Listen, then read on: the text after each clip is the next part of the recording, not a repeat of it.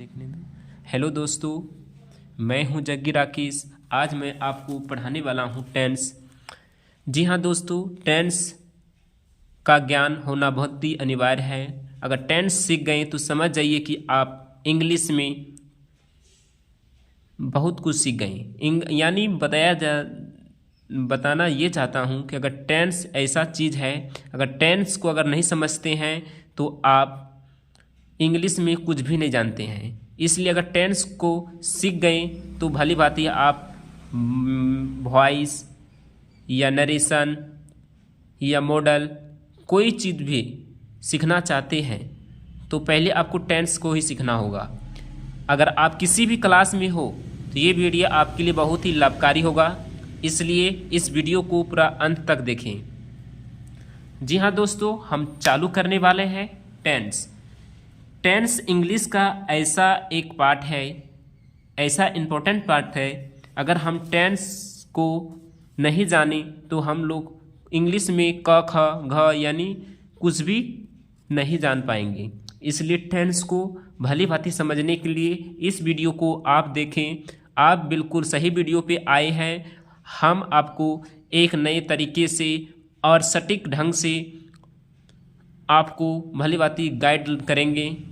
और इस चैनल को अभी तक आपने सब्सक्राइब नहीं किए हैं तो प्लीज़ आप सब्सक्राइब कर लें और बेल आइकन को बजाना ना भूलें। जी हाँ दोस्तों, हम आपको टेंस को समझाने जा रहे हैं। जी हाँ दोस्तों, आप यहाँ देख रहे हैं कि सामने लिखा हुआ है टेंस, यानी हिंदी में इसको काल कहते हैं। हिंदी में इसको क्या बोलते हैं? काल। ठीक, इसको बोलते हैं इंग्लिश में टेंस और हिंदी में काल।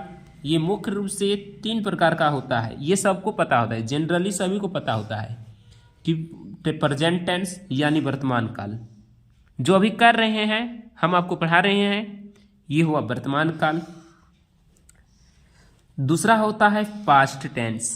पास्ट टेंस यानी आपने जो कर लिया, जो बीत गया, वही हुआ पास्ट टेंस यानी भूतकाल। सॉरी, यहाँ पे वर्तमान छूट गया है, इसके लिए सॉरी। यानी भूतकाल। भूतकाल मतलब बीता हुआ काल। जैसे कि मैं स्कूल गया था, यानी कब गया था ये मालूम नहीं, लेकिन स्कूल गया था और स्कूल जाने से मैं छुटकारा पा चुका हूँ। अब देखते हैं तीसरा टेंस है फ्यूचर टेंस। फ्यूचर टेंस क्या होता है? ये होता है भविष्य काल। जैसे कि हम प्रधानमंत्री बनेंगे, हम रोटी खाएंगे, पता नहीं कब खाएंगे लेकिन मन में है कि हम खाएंगे, एक अनुमान लगा रहे हैं, यानी एक मन में जिज्ञासा है, उसको हम व्यक्त कर रहे हैं, तो उसको बोलते हैं फ्यूचर टेंस। भली बात ही आपको तीनों टेंस समझ में आ गया होगा। प्रेजेंट टेंस में होता है वर्तमान काल, पास्ट टेंस में होता है भूतकाल और फ्यूचर टेंस में होता है भविष्य काल। दोस्तों, आप भी मेरे साथ कॉपी कलम लेके बैठ जाइए ताकि आप साथ साथ में इसे नोट कर सको। अगर नोट नहीं कर सकते हैं तो आप इसे स्क्रीनशॉट ले लें ताकि आप बाद में इसे नोट्स बना के भली बातें याद कर लें। दोस्तों, आपको YouTube में बहुत सारे ऐसे वीडियो मिल जाएंगे जो आपको चैलेंज करेंगे कि टेंस को हम सिर्फ 1-2 घंटे में पूरा टेंस को ख़त्म कर देंगे। लेकिन दोस्तों, ऐसा बिल्कुल नहीं है कि टेंस को हम 1-2-3 दिन में, क्या 2 महीने में भी पूरा नहीं सीख पाएंगे, क्योंकि टेंस ऐसा आसान चीज़ नहीं है दोस्तों। टेंस को सीखने के लिए अगर यकीनन बता दूं, अगर पूर्ण रूप से अगर ज्ञान चाहिए टेंस का तो आपको भली भांति 2 साल का अध्ययन करना पड़ेगा। लेकिन 2 साल के अध्ययन से तो उतना समय बच्चे के पास है ही नहीं, तो उतना ज्ञान कहाँ से आए। तो हम बताते हैं दोस्तों कि मैं बताना ये चाहूँगा कि टेंस को अगर आप जनरल रूप को पहचान लें और बेसिक को जान लें तो आप किसी भी टेंस को जान सकते हैं और बहुत अच्छे कर सकते हैं। इसलिए आप ध्यानपूर्वक इस वीडियो को देखिए। इस वीडियो में हम आपको ऐसे पार्ट बाय पार्ट बताते जाएंगे जो आपके लिए बहुत ही लाभकारी होगा। जैसे कि प्रेजेंट टेंस, प्रेजेंट टेंस ये मुख्य रूप से 4 प्रकार का होते हैं, यानी प्रेजेंट टेंस मुख्य रूप से 4 प्रकार के होते हैं। इसको 4 भागों में बांट दिया गया है। जैसे कि आता है सिंपल प्रेजेंट टेंस। दोस्तों 1 नंबर में आप देख रहे हैं कि ये सिंपल प्रेजेंट टेंस है, वही इसके नीचे लिखा है और यानी या, यानी पूछा जाए सिंपल प्रेजेंट टेंस का ही दूसरा नाम प्रेजेंट इंडेफिनिट टेंस है।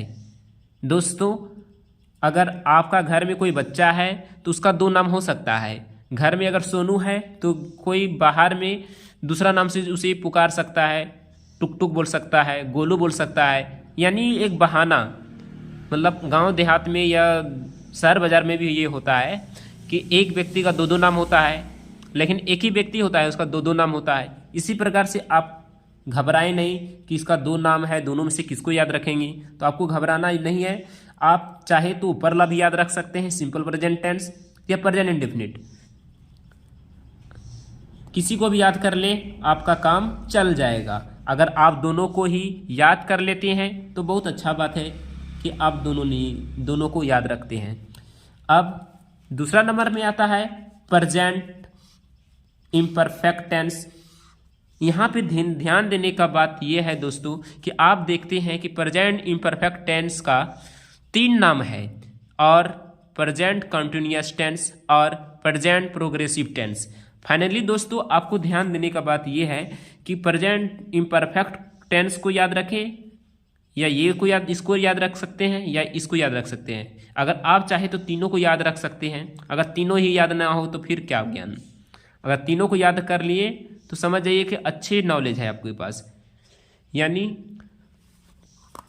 इसलिए दोस्तों आपका मन तीनों में से किसी को भी याद कर सकते हैं, कोई ज़रूरी नहीं है। खास करके प्रेजेंट कंटिन्यूअस को याद कर लीजिएगा, काहे कि जनरली सब कोई प्रेजेंट कंटिन्यूअस को ही पूछते हैं। और दूसरा बात, प्रेजेंट प्रोग्रेसिव को अक्सर अप्लाई नहीं किया जाता है। अब आता है तीसरा नंबर में प्रेजेंट परफेक्ट टेंस। इस टेंस में आप देख सकते हैं कि ये सिंगल है, इसमें डबल कोई नाम नहीं है। ये आसान है, इसको याद करना बहुत ही आसान है। तो 3 नंबर में आता है आपका प्रेजेंट परफेक्ट टेंस, और 4 नंबर में आता है आपका present perfect continuous tense. Present perfect continuous tense दोस्तों हम इस वीडियो को लंबा नहीं करना चाहते थे, इसलिए हम आपको डायरेक्ट हाइलाइटर से मार्किंग करते हुए बता रहे हैं, ताकि आप ये वीडियो ज़्यादा लॉन्ग ना हो। क्योंकि हालांकि दोस्तों इसमें रखा ही क्या है, इसमें आपका नाम को लिखते हैं, धीरे धीरे बनाते हैं। इसलिए हम चाहते हैं कि आप इसे देख के स्क्रीनशॉट ले लें और आप इसको कहीं दीवार में या कॉपी में चिपका के याद कर लें। जी हाँ दोस्तों, इस नाम को आपको याद कर लेना है। अगर इसको याद कर लिए तो सारा समझ जाइए, प्रेजेंट टेंस भी समझ जाइएगा और पास्ट टेंस भी समझ जाइएगा और फ्यूचर टेंस भी समझ जाइएगा। अब देखते हैं सिंपल प्रेजेंट टेंस। हालांकि दोस्तों यहाँ पे जो हम पढ़ाएं आपको सिंपल प्रेजेंट टेंस, उससे पहले हम प्रेजेंट टेंस का चर्चा कर रहे थे। ये 4 प्रकार का होता है, सही बात है। ये 4 प्रेजेंट टेंस 4 प्रकार का है, यानी सिंपल प्रेजेंट टेंस और प्रेजेंट इम्परफेक्ट टेंस और प्रेजेंट परफेक्ट टेंस और present present perfect continuous tense. ये 4 टेंस है। हालांकि हम चारों को छोड़ के हम सिर्फ अभी एक को सीखेंगे, simple present tense. Simple present tense, बाकी जो प्रेजेंट इम्परफेक्ट और प्रेजेंट परफेक्ट टेंस और प्रेजेंट परफेक्ट कंटिन्यूअस टेंस को हम नेक्स्ट वीडियो में देखेंगे, पार्ट 2 या प्रेजेंट टेंस का पार्ट 2 में देखेंगे। अब दोस्तों सिंपल प्रेजेंट टेंस सीखने के लिए आपको ध्यान देने की बात 2 चीज में देना होगा। पहला, उसका शकल यानी उसकी पहचान करना बहुत जरूरी होता है। कोई भी चीज को अगर हम पहचान नहीं सकते हैं तो समझ जाइए कि हम कैसे उसे जान सकते हैं। इसलिए कोई भी चीज की पहचान होती है, तो यानी अगर हम ट्रांसलेशन करते हैं हिंदी टू इंग्लिश, यानी इंग्लिश को अगर हिंदी बनाएं और हिंदी को इंग्लिश बनाएं, तो दोनों का पहचान कर लेना हम लोग के लिए परम आवश्यक है, बहुत ही नेसेसरी है। इसलिए आप पहले पहचान को जान लें, कोई भी चीज़ को पहचानना बहुत ही ज़रूरी है।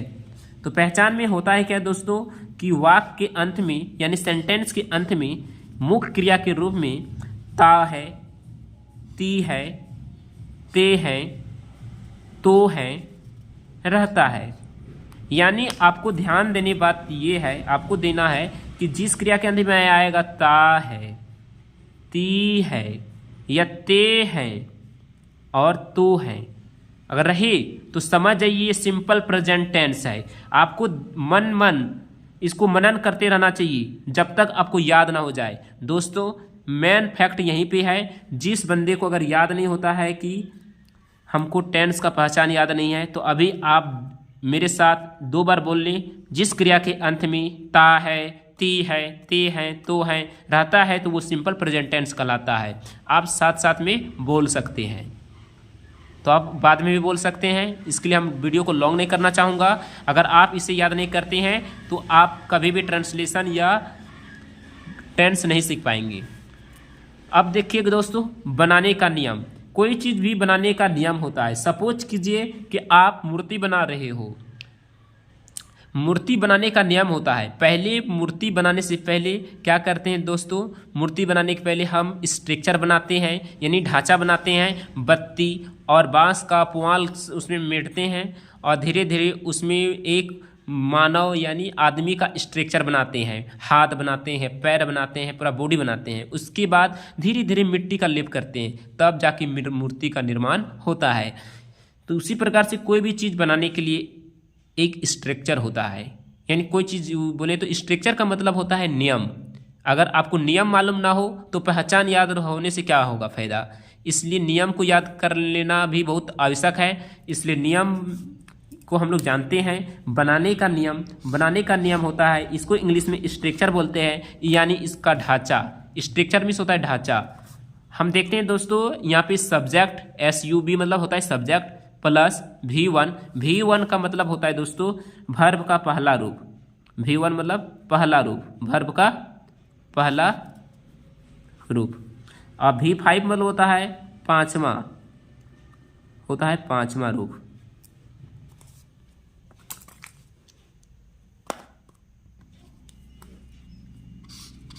तो हम जान गए सब्जेक्ट प्लस V1 या ये ऑब्लिक देख रहे हैं, इसको आप या भी पढ़ सकते हैं। बीच में जो ऑब्लिक है या तो पहला रूप ले या पांचवा रूप ले। जी हाँ दोस्तों, अगर आपको मन में डाउट है कि अगर मन में आप रखते हैं कि सब्जेक्ट के पास पहला रूप दे या पांचवा रूप दे, इसके लिए हम आपके लिए इस उलझन से बचने के लिए फाइनली दोस्तों और अच्छे ढंग से इसको समझाते हैं कि देखिए दोस्तों, यहाँ पे अगर आई आएगा सब्जेक्ट के रूप में, आई आएगा तो पहला रूप, अगर वी आएगा तो पहला रूप, यू आएगा तो वर्ब का पहला रूप, दे आएगा तो वर्ब का पहला रूप, या प्लूरल नाउन आएगा एक से अधिक तो आएगा पहला रूप। उसके बाद पहला रूप के बाद इन सभी, जैसे ये सब सब्जेक्ट हो गया, I, we, you, they, plural plus subject. उसके बाद देना है ऑब्जेक्ट को रखना है। उसके बाद फिर प्लस करना है अदर वर्ड को। तो आपको समझ में आ गया होगा कि हम क्या बोलना चाहते हैं। ये दरअसल सब्जेक्ट है, यहाँ कोई नाउन को भी रख सकते हैं प्लूरल नाउन के बगल में, जैसे कि राम, सीता, राम और सीता, सीता और गीता। प्लूरल एक से अधिक का बोध होगा तो उसको प्लूरल बोलते हैं, तब हम लोग वर्ब का पहला रूप लगाते हैं। अब देखिए दोस्तों, यहाँ पे ही, सी, इट, राम या सिंगुलर, यानी आपको यहाँ ध्यान देने का बात यह है कि ही आएगा और सी आएगा और इट आएगा और राम आएगा, तब हम लोग देंगे पांचवा रूप। तो आपको डाउट यहाँ पे क्लियर हो गया होगा। आपको यहाँ पे लगता होगा कि सब्जेक्ट के बाद हम कौन सब्जेक्ट का पहला रूप दें और किसमें पांचवा रूप दें, इसलिए मैंने आपको यहाँ से भली भांति समझा दिया है। तो इसको भी आप चाहें तो स्क्रीनशॉट अभी ले सकते हैं। आप एक स्क्रीनशॉट अभी ले लें, आप इस स्ट्रक्चर का स्क्रीनशॉट ले लें ताकि आपको बनाने का नियम किसी से भीख मांगने की ज़रूरत ना पड़ेगी। इसलिए यहाँ पे हम आपको भली भांति बनाने का नियम और पहचान को दे चुके हैं। अगर आप अगले वाला वीडियो मतलब अगले वाला वीडियो को अगर स्क्रीनशॉट नहीं लिए तो इसको बाद में दोबारा देख के स्क्रीनशॉट ले लीजिएगा, ताकि आप एक नया नोट बना सको। जैसे आई मतलब होता है मैं, वी मतलब होता है हम लोग, दे मतलब होता है वे लोग, ही मतलब होता है वह लेकिन पुरुष के लिए, सी मतलब होता है वह ये स्त्री के लिए, इट मतलब होता है यह, और यू मतलब होता है आप या तुम। ठीक है, इस सबको भी याद करना बहुत ही अति आवश्यक है। हालांकि ये तो बचपन का चीज़ है, अगर बचपन में आप लोग ट्रांसलेशन नहीं पढ़े हैं तो आप अभी भी याद कर सकते हैं, कोई भारी चीज़ नहीं है। इंग्लिश दोस्तों 6 महीने का कोर्स होता है, ऐसा मानते हैं कि 6 महीना कोर्स है, लेकिन अगर आपने अभी तक इंग्लिश को नहीं जानते हैं सही ढंग से तो इसको आप अभी भी याद कर सकते हैं। ठीक है, हम अब इसका एग्जाम्पल करते हैं। फाइनली दोस्तों आप यहाँ पे देख सकते हैं एग्जाम्पल। एग्जाम्पल क्या होता है दोस्तों, हम बनाने का नियम और पहचान तो बता दिए, अगर हम इसको अप्लाई नहीं करें तो फिर क्या फ़ायदा। तो देख सकते हैं मैं पढ़ता हूँ। दोस्तों आपको हिंदी वाला वर्ड में आपको ध्यान देना होगा कि देखो मैं पढ़ता हूँ, इसमें ध्यान दीजिए यहाँ पे ता हूँ, यानी आपको मैंने बताया था कि जिस क्रिया के अंत में मुख्य क्रिया के रूप में ता है, ती है, ते है, तो है, रहता है तो सिंपल प्रेजेंट टेंस का प्रयोग होता है। तो आपको यहाँ पे पहचान तो हो ही गई होगी कि ये प्रेजेंट इंडेफिनिट है, यानी सिंपल प्रेजेंट टेंस है, यानी ये 100% सिंपल प्रेजेंट टेंस है। आप सभी के अंत में देख सकते हैं ता है, ती है, ते है, ता है, यही सब आ रही है। तो ये अब देखिए बच्चों को यहीं पे ध्यान देना चाहिए, ट्रांसलेशन फटाफट बनेगा अगर आप इस पहचान को अगर जान लें। तो ता है, ती है, ते है, ता है, ती है, अगर इसको अगर पहचान नहीं पाते हैं तो जिंदगी में कभी भी ट्रांसलेशन नहीं सीख पाएंगे। इसलिए दोस्तों आप लास्ट में देखें मुख्य क्रिया, ये देखिए पढ़ना से बना है पढ़, गाना से बना है गाते।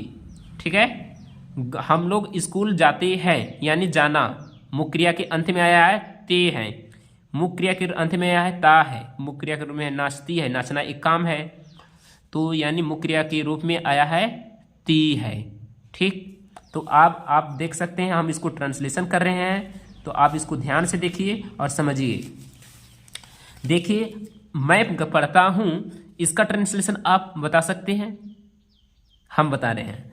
देखिए दोस्तों कि मैंने आपको अभी बताया था कि आई मतलब होता है मैं, आई मतलब होता है मैं, आई मतलब होता है मैं, और आई के साथ आप देख सकते हैं यहाँ पे लिखा हुआ है पहला रूप, तो आप लिख सकते हैं आई। मैं पढ़ता हूँ आई रीड, रीड का पहला रूप रीड ही होता है। ठीक, अब तुम गाते हो यानी तुम मतलब यू, यू मतलब तुम, इसके साथ भी पहला रूप लगता है तो यू सिंग। हम लोग स्कूल जाते हैं, हम लोग स्कूल जाते हैं, देखिए वी मतलब हम लोग होता है, इसके साथ भी पहला रूप का प्रयोग करते हैं, तो हम लिख सकते हैं we go to school.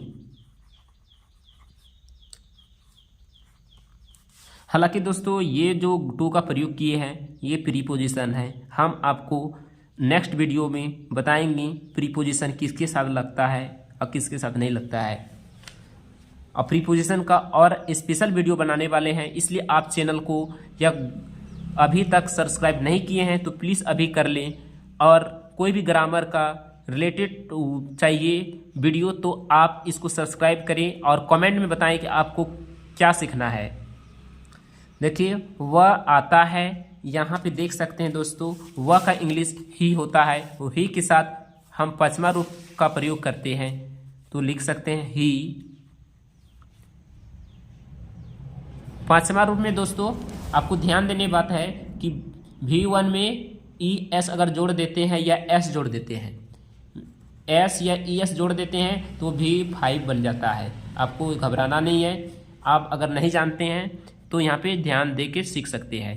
V1 में अगर ES या S जुड़ता है तो पांचवा रूप हो जाता है। हालांकि आपको सब में ES या S नहीं जोड़ना है, वो आपको ट्रांसलेशन बुक के अंत में नहीं तो हम स्पेशल आपको वर्ब वाला वीडियो बनाएंगे, उसमें आपको अच्छे से समझ में आ जाएगी। तो आप देख सकते हैं वह आता है, यानी इसके साथ हम लोग ही के साथ पांचवा रूप का प्रयोग करते हैं। तो क्या होगा, ही कम्स, ES जुड़ता है दोस्तों, ही कम्स। रेखा नाचती है, यानी रेखा नाचने का काम करती है, ती है लास्ट में, ये सिंपल प्रेजेंट टेंस है। और बनाने का नेम बोलता है ही सी इट रहेगा तो पांचवा रूप। तो यहाँ देखिए रेखा कोई नाम है, ये सिंगुलर, इसके साथ भी पांचवा रूप लगता है, इसलिए हम रेखा के साथ पांचवा रूप का प्रयोग करते हैं। रेखा डांसेस।